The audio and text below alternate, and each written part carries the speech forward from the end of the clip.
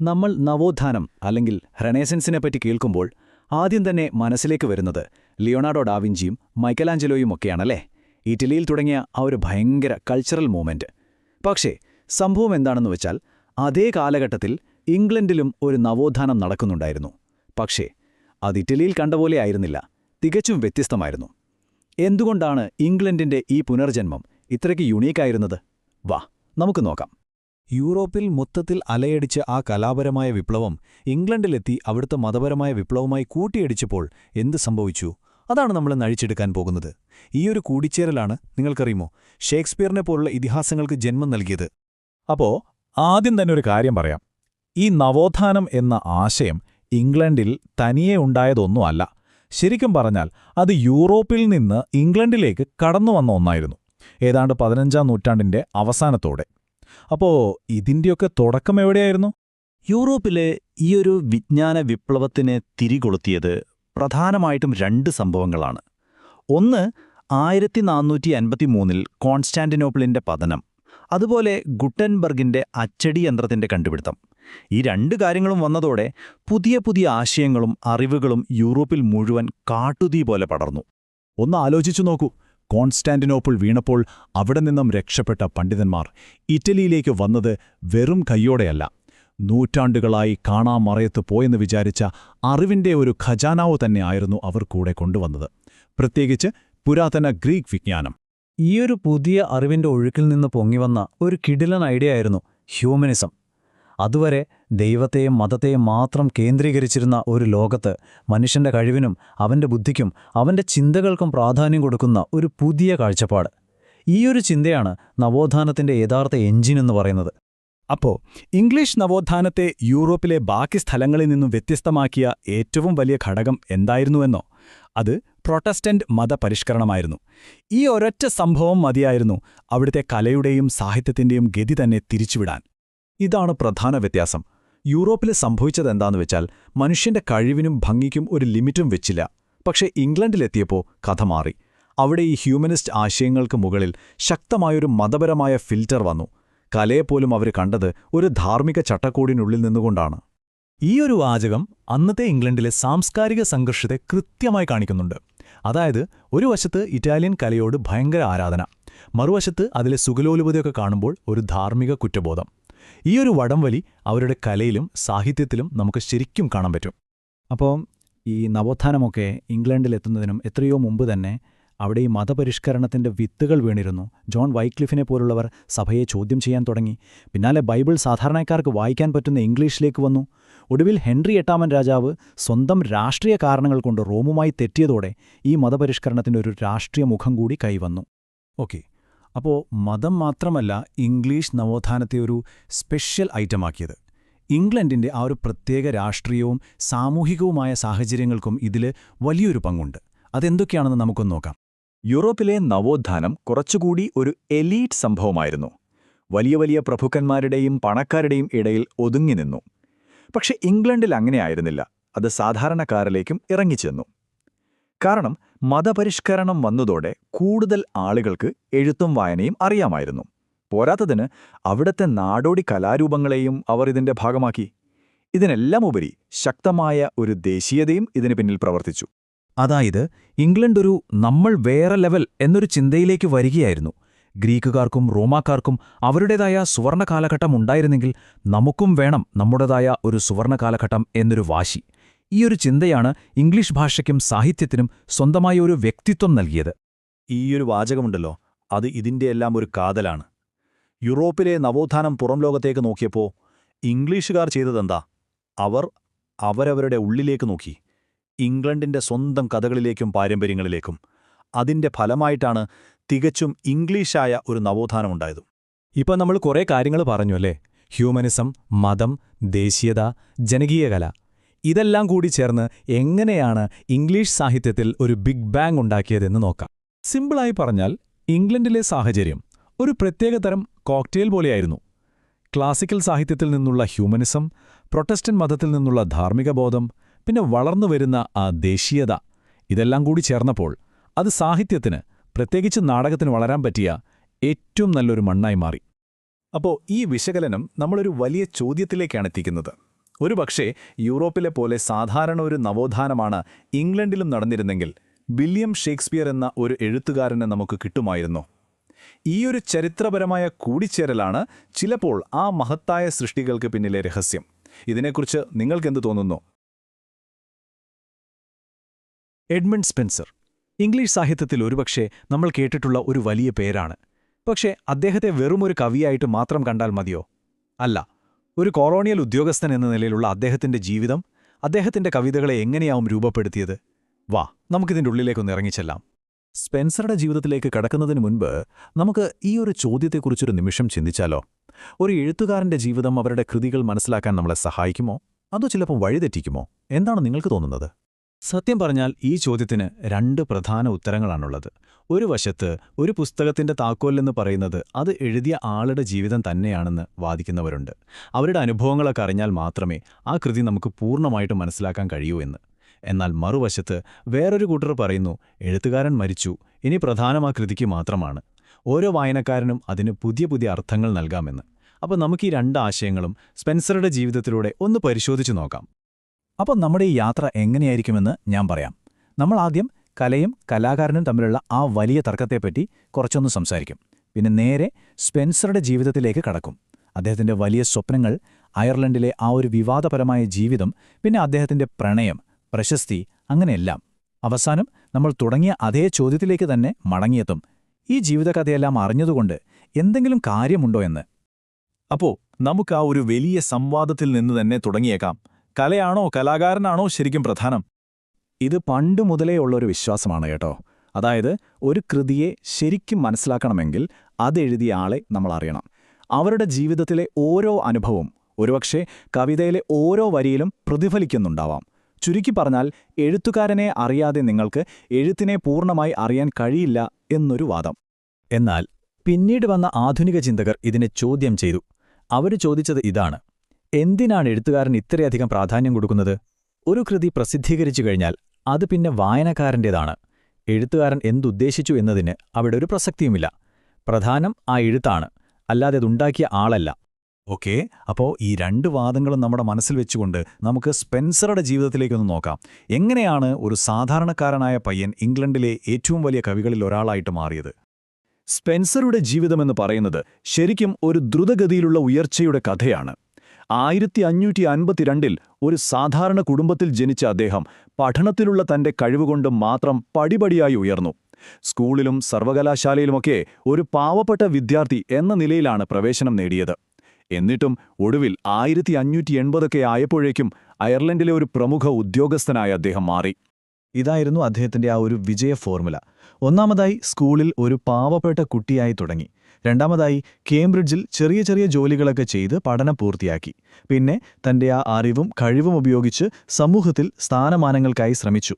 പോരാത്തതിന് sir Philip സിഡ്നിയെപ്പോലുള്ളവരുടെ പിന്തുണയും കിട്ടി. അതോടെ അദ്ദേഹം അധികാരത്തിന്റെ ഇടനാഴികളിലേക്ക് മെല്ലെ നടന്നു കയറി.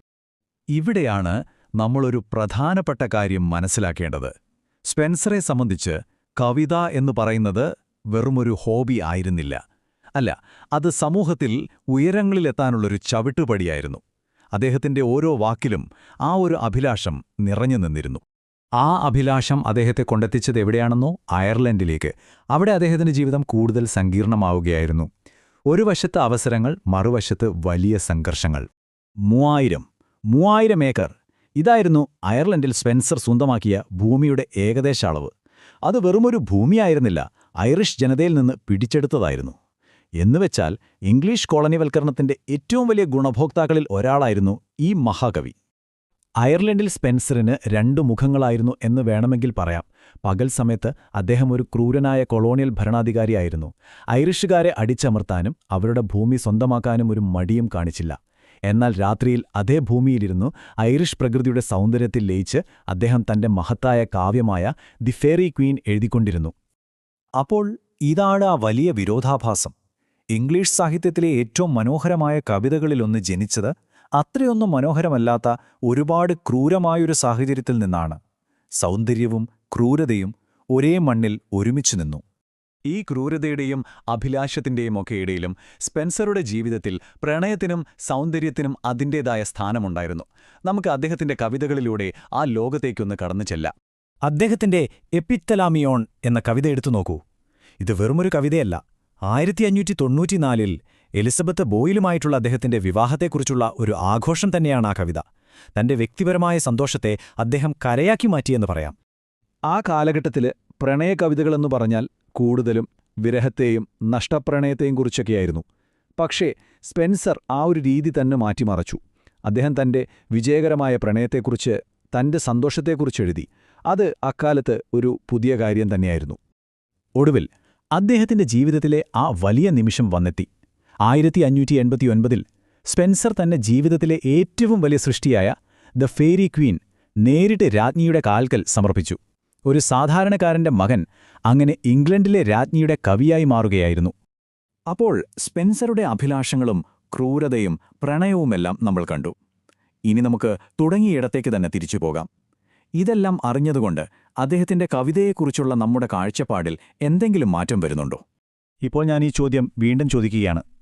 അദ്ദേഹത്തിന്റെ അഭിലാഷങ്ങളെക്കുറിച്ചോ അയർലൻഡിലെ ജീവിതത്തെക്കുറിച്ചോ ഒന്നും അറിയാതെ ദി ഫെയറി ക്വീൻ വായിച്ചാൽ അതിന്റെ പൂർണ്ണമായ അർത്ഥം നമുക്ക് കിട്ടുമോ? എഴുത്തുകാരന്റെ ജീവിതം അറിയുന്നത് എന്തിനാണെന്ന് ചോദിച്ചാൽ അതിന് ഒരുപാട് കാരണങ്ങളുണ്ട്. ഒന്നാമതായി, അത് നമ്മളെ ആ കാലഘട്ടത്തിലേക്ക് കൊണ്ടുപോകുന്നു. സ്പെൻസറുടെ കാര്യത്തിൽ അത് എലിസബത്തൻ ഇംഗ്ലണ്ടിലെ അധികാര രാഷ്ട്രീയത്തെക്കുറിച്ച് നമുക്ക് പറഞ്ഞുതരും. അദ്ദേഹത്തിന്റെ പല കൃതികളും തമ്മിലുള്ള ബന്ധം കാണിച്ചുതരും. പിന്നെ ഏറ്റവും പ്രധാനമായിട്ട് അദ്ദേഹം എന്തായിരിക്കാം ഉദ്ദേശിച്ചത് എന്ന് നമുക്കൊരു ഊഹം തരും. അതുമാത്രമാണ് ശരിയായ അർത്ഥം എന്നല്ല, പക്ഷേ അത് തീർച്ചയായും പ്രധാനപ്പെട്ട ഒന്നു തന്നെയാണല്ലേ? അപ്പോൾ അവസാനമായി പറയാനുള്ളത് ഇതാണ്: സ്പെൻസറുടെ ജീവിതം അദ്ദേഹത്തിന്റെ കവിതകളെ ഒരു ചട്ടക്കൂടിൽ ഒതുക്കുകയല്ല ചെയ്യുന്നത്, മറിച്ച് അത് ആ കവിതകൾക്ക് പുതിയ മാനങ്ങൾ നൽകുകയാണ്. അദ്ദേഹത്തിന്റെ കാലഘട്ടത്തെയും അഭിലാഷങ്ങളെയും മനസ്സിലാക്കുമ്പോൾ ആ വരികൾക്ക് കൂടുതൽ ആഴം കൈവരുന്നതുപോലെ നമുക്ക് തോന്നും. അപ്പോൾ ഞാൻ ഈയൊരു ചോദ്യം നിങ്ങളുടെ മുന്നിൽ വെച്ചുകൊണ്ട് നിർത്തുകയാണ്. ഒരു കലാസൃഷ്ടിയുടെ പിന്നിലെ സങ്കീർണമായ, ചിലപ്പോൾ നല്ലതും ചീത്തയുമായ കഥകളൊക്കെ അറിയുന്നത് അതിന്റെ സൗന്ദര്യം കുറയ്ക്കുമോ അതോ അതിന് ആഴം കൂട്ടുമോ? നിങ്ങളുടെ അഭിപ്രായം എന്താണ്? ചിന്തിച്ചു നോക്കൂ. നമ്മുടെയൊക്കെ പ്രണയ സങ്കല്പങ്ങൾക്ക് പിന്നിൽ ചില നിയമങ്ങളൊക്കെയുണ്ട്, അല്ലേ? പക്ഷെ എപ്പോഴെങ്കിലും ചിന്തിച്ചിട്ടുണ്ടോ ആരാണ് ഈ നിയമങ്ങളൊക്കെ ഉണ്ടാക്കിയതെന്ന്? ഇന്ന് നമ്മൾ കേൾക്കാൻ പോകുന്നത് അങ്ങനെ ഒരാളുടെ കഥയാണ്. പ്രണയത്തെക്കുറിച്ചുള്ള നമ്മുടെയെല്ലാം കാഴ്ചപ്പാടുകളെ മാറ്റിമറിച്ച ഒരു കവിയുടെ കഥ. പഴയ പ്രണയ കവിതകൾ നിങ്ങൾ എപ്പോഴെങ്കിലും ശ്രദ്ധിച്ചു വായിച്ചിട്ടുണ്ടോ? എന്തോ ഒരു പ്രത്യേകതയുണ്ട്. മിക്കവാറും എല്ലാത്തിലും ഒരു വേദന, ഒരു തീരാത്ത വിരഹം, ഇതൊക്കെയാണ് കാണാൻ കഴിയുക. കിട്ടാത്ത പ്രണയത്തെക്കുറിച്ചും അകന്നു നിൽക്കുന്ന കാമുകിയെക്കുറിച്ചും സങ്കടത്തോടെ എഴുതുന്നത് അന്നൊരു സ്റ്റൈലായിരുന്നു. പക്ഷേ എന്തിനായിരുന്നു അത്? അപ്പോ ഈ ചോദ്യത്തിന്റെ ഉത്തരം കിട്ടണമെങ്കിൽ നമുക്ക് കുറേ വർഷങ്ങൾ പിന്നോട്ട് പോകണം. അവിടെ കോട്ട്ലി ലവ് എന്ന് പറയുന്ന പഴയ ഒരു കളിയുടെ നിയമങ്ങൾ നമ്മൾക്ക് മനസ്സിലാക്കേണ്ടതുണ്ട്. എല്ലാത്തിന്റെയും തുടക്കം അവിടുന്നാണ്. അപ്പോ നമുക്ക് ആദ്യത്തെ ഭാഗത്തേക്ക് കടക്കാം. പ്രണയത്തിന്റെ പഴയ നിയമങ്ങൾ. നമ്മളിനി കാണാൻ പോകുന്നത് കോട്ട്ലി ലവ് എന്ന കുറച്ചു വിചിത്രവും നാടകീയവുമായൊരു ലോകമാണ്. അപ്പോ എന്താണ് ഈ കോട്ട്ലി ലവ് എന്ന് പറയുന്നത്? ശരിക്കും പറഞ്ഞാൽ ഇത് മധ്യകാല യൂറോപ്പിലെ ഒരു സാഹിത്യ സങ്കല്പമാണ്. പ്രണയത്തിൽ കുലീനത, ധീരത ഇങ്ങനെയുള്ള കാര്യങ്ങൾക്കൊക്കെ വലിയ പ്രാധാന്യം കൊടുത്തിരുന്നു. പക്ഷെ അതിലെ നിയമങ്ങൾ കുറച്ച് വിചിത്രമായിരുന്നു. അതായത് ഒരേ സമയം പ്രണയത്തെ ഭയങ്കരമായിട്ട് മഹത്വവൽക്കരിക്കും, പക്ഷെ അതൊരിക്കലും കിട്ടാത്ത ഒന്നായിട്ട് നിലനിർത്തുകയും ചെയ്യും. അങ്ങനെയൊരു പെരുമാറ്റച്ചട്ടമായിരുന്നു അത്. ഈ പ്രണയസങ്കല്പത്തിലെ ചില വിരോധാഭാസങ്ങൾ നോക്കിയാൽ തന്നെ നമുക്ക് കാര്യം മനസ്സിലാവും. ഒന്നാമതായി, ഇത് വിവാഹത്തിന് പുറത്തുള്ള ബന്ധങ്ങളെയാണ് പ്രകീർത്തിക്കുന്നത്. പക്ഷേ അതേസമയം തന്നെ കാമുകിയോടുള്ള ഒരു തരം വിശ്വസ്തതയെ ആഘോഷിക്കുകയും ചെയ്യുന്നു. കാമുകിയെ ഒരു ദേവതയെപ്പോലെ ആരാധിക്കും, എന്നാൽ ആ പ്രണയം ഒരിക്കലും സഫലമാകാനും പാടില്ല. കേൾക്കുമ്പോൾ തന്നെ എല്ലാം അങ്ങോട്ടും ഇങ്ങോട്ടും ബന്ധമില്ലാത്ത പോലെ തോന്നുന്നില്ലേ? അപ്പോ ഇങ്ങനൊരാശയം എങ്ങനെയായിരിക്കും ഉണ്ടായത്? നമ്മൾ ഓർക്കണം, ഇത് മധ്യകാല യൂറോപ്പാണ്. അന്ന് വിവാഹങ്ങളെന്ന് പറയുന്നത് പ്രണയത്തിനു വേണ്ടിയല്ല, മറിച്ച് രാഷ്ട്രീയ നേട്ടങ്ങൾക്കും സഖ്യങ്ങൾക്കും വേണ്ടിയായിരുന്നു. പ്രണയത്തിന് അവിടെ വലിയ സ്ഥാനമൊന്നും ഉണ്ടായിരുന്നില്ല. അതുകൊണ്ട് തന്നെ പ്രഭുക്കന്മാരുടെ ഭാര്യമാരെ അവരുടെ കൊട്ടാരത്തിലെ യോദ്ധാക്കളും കവികളുമൊക്കെ ആരാധിക്കാൻ തുടങ്ങി. ഒന്നിക്കാൻ കഴിയില്ല എന്ന പൂർണ്ണ ബോധ്യത്തോടെയുള്ള ഒരു തരം ആരാധന. തീവ്രമായ ശാരീരികമായ ആഗ്രഹങ്ങളും അതേസമയം ആത്മീയമായ ഒരു ഭക്തിയും, ഇത് രണ്ടും ചേർന്നാണ് ഈ ഒരു കവിതാ പാരമ്പര്യം തന്നെ രൂപപ്പെടുന്നത്. ഇത്രയും തീവ്രമായ വികാരങ്ങളൊക്കെ പ്രകടിപ്പിക്കാൻ അന്ന് കവികൾക്കൊരു പ്രത്യേക രൂപം ആവശ്യമായിരുന്നു. അതാണ് നമ്മുടെ അടുത്ത ഭാഗം, സോണറ്റ്. സോണറ്റ് എന്ന് പറഞ്ഞാൽ വെറും 14 വരിയുള്ള ഒരു ചെറിയ കവിതയാണ്. പക്ഷെ അതിന്റെ ഭംഗി അതിന്റെ ആ ഒരു ഘടനയിലാണ്. സഹിക്കാൻ പറ്റാത്ത പ്രണയവും വിരഹദുഃഖവുമൊക്കെ ആ 14 വരികളുടെ ഒരു ചട്ടക്കൂടിനുള്ളിൽ ഒതുക്കുമ്പോൾ അതിനൊരു പ്രത്യേക ഭംഗിയും തീവ്രതയും കിട്ടും. വികാരങ്ങളെ നിയന്ത്രിക്കാനും എന്നാൽ അതിന്റെ ശക്തി ഒട്ടും കുറയാതെ അവതരിപ്പിക്കാനും സോണറ്റുകൾ അവരെ സഹായിച്ചു. പ്രധാനമായിട്ടും 3 തരം സോണറ്റുകളുണ്ട്. ഇതിൽ പെട്രാർക്കിന്റെ ഇറ്റാലിയൻ രീതിയിൽ ആദ്യത്തെ 8 വരികളിൽ ഒരു ആശയം പറയും, എന്നിട്ട് അടുത്ത 6 വരികളിൽ അതിനൊരു പരിഹാരം അല്ലെങ്കിൽ ഒരു ട്വിസ്റ്റ് കൊണ്ടുവരും. പക്ഷെ പിന്നീട് വന്ന സ്പെൻസറും ഷേക്സ്പിയറും ഇതിനെ ഒന്ന് മാറ്റി. 3-4 വരി ഖണ്ഡങ്ങളും അവസാനം ഒരു ഈരടിയുമായിട്ട്. ഈ ഘടനയിലുള്ള മാറ്റം കഥ പറയാനുള്ള പുതിയ വഴികൾ തുറന്നുകൊടുത്തു. നമ്മുടെ കഥയിലെ നായകനായ സ്പെൻസർ ഇതിൽ തന്റേതായൊരു രീതി തന്നെ ഉണ്ടാക്കിയെടുത്തു. ഇനി നമ്മൾ 3-ാം ഭാഗത്തേക്ക് കടക്കുകയാണ്, സ്പെൻസറിന്റെ കാവ്യവിപ്ലവം.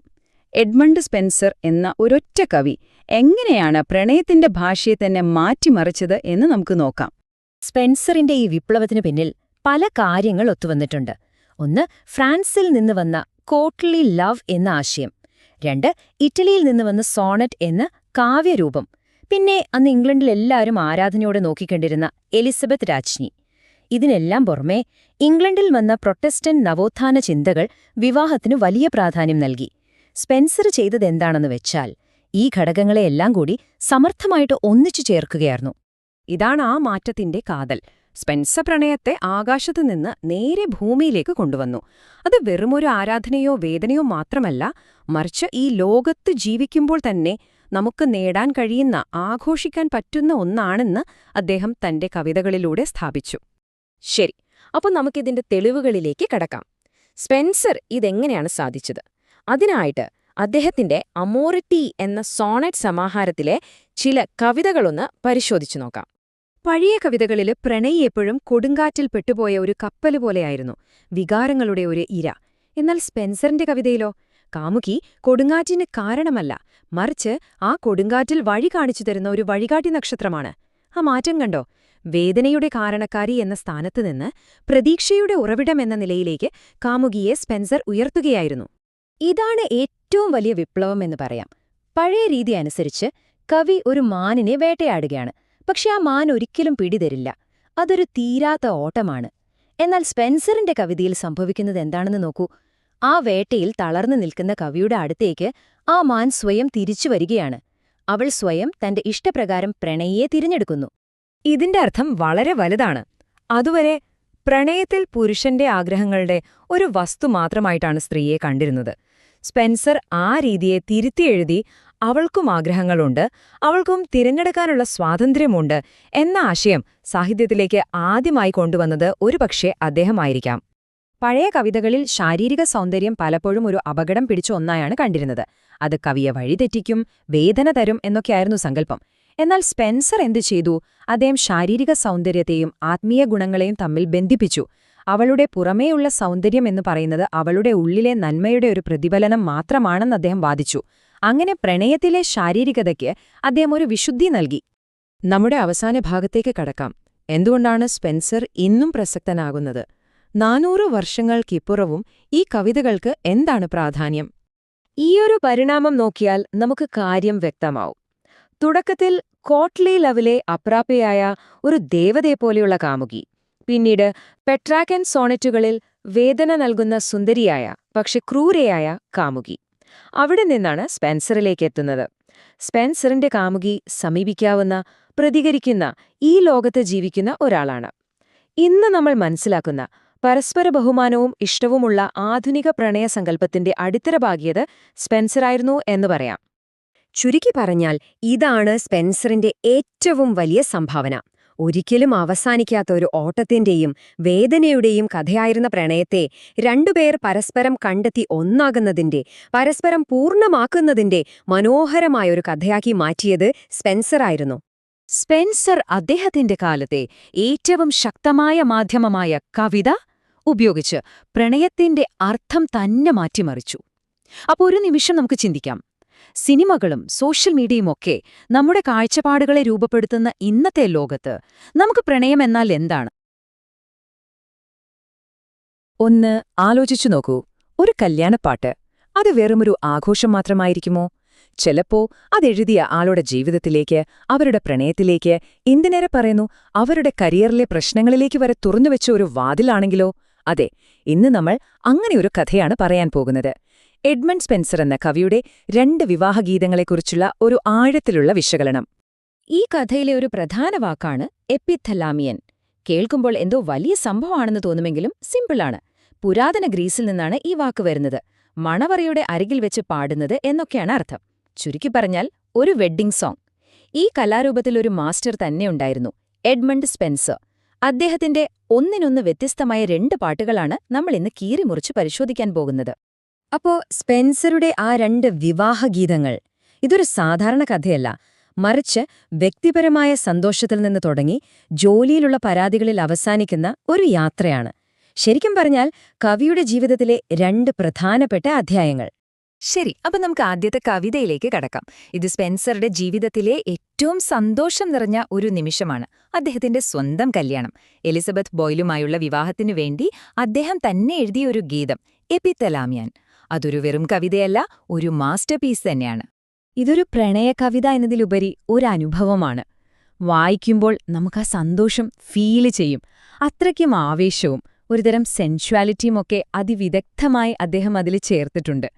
ഓരോ വരിയിലും അദ്ദേഹത്തിന്റെ ആത്മാർത്ഥമായ സ്നേഹവും സന്തോഷവും നമുക്ക് കാണാൻ പറ്റും. ഇനി ഈ കവിതയുടെ സ്ട്രക്ചർ അത് വേറെ ലെവലാണ്. നിങ്ങൾക്കറിയാമോ, ഇതിൽ കൃത്യം 24 സ്റ്റാൻസകൾ, അതായത് 24 ഖണ്ഡികകളാണുള്ളത്. എന്തിനായിരിക്കും ഈ 24? യെസ്, അദ്ദേഹത്തിന്റെ കല്യാണ ദിവസത്തിലെ 24 മണിക്കൂറുകളെയാണത് കാണിക്കുന്നത്. ഓരോ മണിക്കൂറിനും ഓരോ ഖണ്ഡിക. എങ്ങനെയുണ്ട്? അവിടെ തീർന്നില്ല. ഈ കവിതയില് മൊത്തം 365 വലിയ വരികളുണ്ട്. ഇപ്പൊ നിങ്ങൾക്ക് ഏകദേശം കത്തിക്കാണും. അതെ, ഒരു വർഷത്തിലെ 365 ദിവസങ്ങൾ. ഒന്നാലോചിച്ചു നോക്കൂ, ആ കല്യാണ ദിവസത്തിലെ ഓരോ മണിക്കൂറും, ആ വർഷത്തിലെ ഓരോ ദിവസവും എല്ലാം കൂടി തന്റെ പ്രണയകാവ്യത്തിൽ അദ്ദേഹം എത്ര മനോഹരമായിട്ടാണ് കോർത്തിണക്കിയിരിക്കുന്നത്. ഈ കവിതയുടെ മറ്റൊരു പ്രത്യേകത എന്താണെന്നറിയാമോ? അതില് പല ലോകങ്ങളും ഒന്നിക്കുന്നുണ്ട്. അദ്ദേഹം ക്ലാസിക്കൽ ഗ്രീക്ക് ദേവതകളെക്കുറിച്ച് പറയുന്നു, അതേസമയം തന്നെ ക്രിസ്ത്യൻ വിശ്വാസങ്ങളെക്കുറിച്ചും പറയുന്നു. പോരാത്തതിന് ഇംഗ്ലണ്ടിലെ നാടോടി കഥകളിലെ യക്ഷികളെയും മാലാഖമാരെയും ഒക്കെ ഇതിലേക്ക് കൊണ്ടുവരുന്നു. ഇതൊക്കെ ഒരുമിച്ചൊരു കവിതയില്. അദ്ദേഹത്തിന്റെ കാലത്ത് ഇത് ശരിക്കും ഒരു വിപ്ലവകരമായ കാര്യമായിരുന്നു. ഓക്കേ, ഇത്രയും മനോഹരമായ പെർഫെക്റ്റ് എന്ന് തോന്നുന്ന ഒരു കവിത. പക്ഷേ ഇതിനൊരു മറുവശം കൂടിയുണ്ടെങ്കിലോ, ഒരു ഡാർക്ക് സൈഡ്. നമുക്ക് ഇന്നത്തെ കാലത്തെ കണ്ണിലൂടെ ഈ കവിതയൊന്ന് നോക്കാം, ഒരു ക്രിട്ടിക്കൽ ലുക്ക്. അപ്പോ ചോദ്യം ഇതാണ്, ഇത് ശരിക്കും പ്രണയത്തിന്റെ ഒരു പെർഫെക്റ്റ് ആഘോഷം തന്നെയാണോ? ഈ വരികളൊന്ന് നോക്കൂ. അവളുടെ മാറിടം ക്രീം നിറച്ച പാത്രം പോലെ, സ്തനങ്ങൾ ലില്ലി മുട്ടുകൾ പോലെ, ശരീരം ഒരു കൊട്ടാരം പോലെ എന്നൊക്കെയാണ് വർണ്ണന. ഇന്നത്തെ കാലത്തെ നിരൂപകർ പറയുന്നത് എന്താണെന്ന് വെച്ചാൽ, ഇത് വധുവിനെ പല കഷ്ണങ്ങളായി വിഭജിച്ച് ഒരു വസ്തുവിനെ പോലെ കാണിക്കുകയാണ്. ഒരു വ്യക്തി എന്ന നിലയിൽ അവളുടെ ആഗ്രഹങ്ങൾക്കോ വികാരങ്ങൾക്കോ ഇവിടെ ഒരു സ്ഥാനവുമില്ലെന്നാണ് വിമർശനം. ശരി, അപ്പോ ഇതാണ് ആദ്യത്തെ കവിതയുടെ കഥ. ഇനി നമുക്ക് നേരെ രണ്ടാമത്തെ കവിതയിലേക്ക് പോകാം, പ്രോഥെലാമിയൻ. ഈ വാക്ക് നിങ്ങൾ ചിലപ്പോ കേട്ടിട്ടുണ്ടാവില്ല, കാരണം ഇത് സ്പെൻസർ തന്നെ കണ്ടുപിടിച്ചൊരു വാക്കാണ്. എന്തിനാണെന്നോ? തന്റെ ആദ്യത്തെ കവിതയിൽ നിന്ന് ഇതിനെ വേർതിരിച്ചു നിർത്താൻ തന്നെ. ഈ 2 കവിതകളും തമ്മില് ശരിക്കും പറഞ്ഞാൽ ആകാശവും ഭൂമിയും പോലെയുള്ള വ്യത്യാസമുണ്ട്. എപ്പിത്തലാമിയൻ ഭയങ്കര എനർജറ്റിക്കും സന്തോഷം നിറഞ്ഞതും സ്വന്തം പ്രണയത്തിന്റെ ആഘോഷവുമാണ്. എന്നാൽ പ്രോഥെലാമിയൻ അങ്ങനെയല്ല. അത് കുറച്ചുകൂടി ഗൗരവമുള്ളതും എവിടെയോ ഒരു വിഷാദം കലർന്നതുമാണ്. കാരണം ഇതദ്ദേഹം എഴുതിയത് സ്വന്തം ഇഷ്ടത്തിനല്ല, ഒരു രക്ഷാധികാരിയുടെ പെൺമകൾക്കു വേണ്ടിയായിരുന്നു. സത്യം പറഞ്ഞാല് അതൊരു കല്യാണപ്പാട്ടായി തോന്നുകയേയില്ല, മറിച്ച് വളരെ തന്ത്രപരമായി ഒളിപ്പിച്ചുവെച്ച ഒരു പരാതി പോലെയാണ്. അപ്പോ എന്തായിരുന്നു ആ പരാതി? ആ പാട്ടിന്റെ ഉള്ളിൽ ഒളിപ്പിച്ചുവെച്ച രഹസ്യം എന്തായിരുന്നു? ഇവിടെയാണ് കഥ മാറുന്നത്. കവിതയും രാഷ്ട്രീയവും പണവുമെല്ലാം ഒന്നിക്കുന്നൊരു പോയിന്റാണിത്. നേരത്തെ പറഞ്ഞല്ലോ, ഈ കവിത ഹൃദയത്തിൽ നിന്ന് വന്നതല്ല, അതൊരു പ്രൊഫഷണൽ വർക്കായിരുന്നു. എഡ്വാർഡ് സോമർസെറ്റ് എന്നൊരു പ്രഭുവിന്റെ പെൺമക്കളുടെ കല്യാണത്തിനു വേണ്ടി എഴുതാൻ കിട്ടിയൊരു ഓർഡർ. അക്കാലത്ത്, അതായത് എലിസബത്തൻ കാലഘട്ടത്തിൽ, കവികളൊക്കെ ജീവിച്ചിരുന്നത് ഇങ്ങനെയായിരുന്നു. വലിയ പ്രഭുക്കന്മാരുടെ സഹായം വേണം, അവര് പണം തരും, അവസരങ്ങളും തരും. അപ്പോൾ സ്വാഭാവികമായും അവരെ സന്തോഷിപ്പിക്കാൻ വേണ്ടി എഴുതേണ്ടി വരും. അതായിരുന്നു അവസ്ഥ. പക്ഷേ ഈ കവിത എഴുതുമ്പോൾ സ്പെൻസർക്ക് തന്റെ ഉള്ളിലിരിപ്പ് പുറത്തു പറയാതിരിക്കാൻ പറ്റിയില്ല. ഈ വരികൾ കേട്ടുനോക്കൂ. രാജകൊട്ടാരത്തിൽ ഒരുപാട് കാലം വെറുതെ കാത്തിരുന്നു, ഒരു പ്രയോജനവുമുണ്ടായില്ല. വെറും പൊള്ളായ പ്രതീക്ഷകൾ, അതെപ്പോഴും പറന്നകന്നുകൊണ്ടേയിരിക്കുന്നു. പച്ച മലയാളത്ത് പറഞ്ഞാൽ തന്റെ കരിയറിലുള്ള കട്ട നിരാശയാണ് അദ്ദേഹം ഈ കല്യാണ പാട്ടിലൂടെ പറയുന്നത്. അപ്പോ എന്താണിവിടെ സംഭവിച്ചത്? ഒരു വിവാഹം ആഘോഷിക്കാനുള്ള പാട്ട് കവിയുടെ സ്വന്തം സങ്കടം പറയാനുള്ള ഒരു പ്ലാറ്റ്ഫോമായി മാറി. സന്തോഷിക്കേണ്ട ഒരു ചടങ്ങിൽ അദ്ദേഹം തന്റെ ജോലിയിലുള്ള പ്രശ്നങ്ങളും വിഷമങ്ങളും കലർത്തുകയായിരുന്നു. അപ്പോ ഈ രണ്ട് കവിതകളും നമ്മൾ ഒന്നിച്ചു വെച്ച് നോക്കുമ്പോൾ എന്താണ് മനസ്സിലാകുന്നത്? കലയെക്കുറിച്ചും ഒരു കലാകാരന്റെ ആഗ്രഹങ്ങളെക്കുറിച്ചും അവന്റെ ജീവിതത്തെക്കുറിച്ചുമൊക്കെ ഒരുപാട് കാര്യങ്ങൾ ഇവ നമ്മളോട് പറയുന്നുണ്ട്. കാരണം ഇവ വെറും കല്യാണപ്പാട്ടുകളല്ല. ഒന്നാമതായി ഇത് നവോത്ഥാന കാലത്തെ ഒരു ആർട്ടിസ്റ്റിന്റെ ജീവിതം എങ്ങനെയായിരുന്നു എന്നതിന്റെ ഒരു നേർക്കാഴ്ചയാണ്. രണ്ടാമതായി നമ്മൾ നേരത്തെ കണ്ടതുപോലെ പേഗൻ, ക്രിസ്ത്യൻ, നാടോടി പാരമ്പര്യങ്ങളൊക്കെ ഒരുമിച്ച് ചേർത്ത അതുല്യമായ സൃഷ്ടികളാണ്. പക്ഷേ ഏറ്റവും പ്രധാനപ്പെട്ട കാര്യം എന്താന്ന് വെച്ചാൽ ഒരു കലാകാരന്റെ ഉള്ളിലെ പാഷനും ജീവിക്കാൻ വേണ്ടി ചെയ്യേണ്ടി വരുന്ന ജോലിയും തമ്മിലുള്ളൊരു വടംവലിയില്ലേ, ആ സംഘർഷമാണ് ഈ രണ്ട് കവിതകളിലും നമുക്ക് കാണാൻ കഴിയുന്നത്. അവസാനം ഇത് നമ്മളെയെല്ലാം ഒരു വലിയ ചോദ്യത്തിന് മുന്നിൽ നിർത്തുന്നു. ഒരു കലാകാരനെ സംബന്ധിച്ചിടത്തോളം അല്ലെങ്കിൽ ഏതൊരു വ്യക്തിയെ സംബന്ധിച്ചും സ്വന്തം ഇഷ്ടത്തിന് ചെയ്യുന്ന കാര്യവും ഒരു ജോലി എന്ന നിലയ്ക്ക് ചെയ്യുന്ന കാര്യവും എവിടെയാണ് വേർതിരിയുന്നത്? ആ അതിർവരമ്പ് എവിടെയാണ്? ശരിക്കും ഇതിനൊരു ഉത്തരം കണ്ടെത്താൻ അത്ര എളുപ്പമല്ല, അല്ലേ?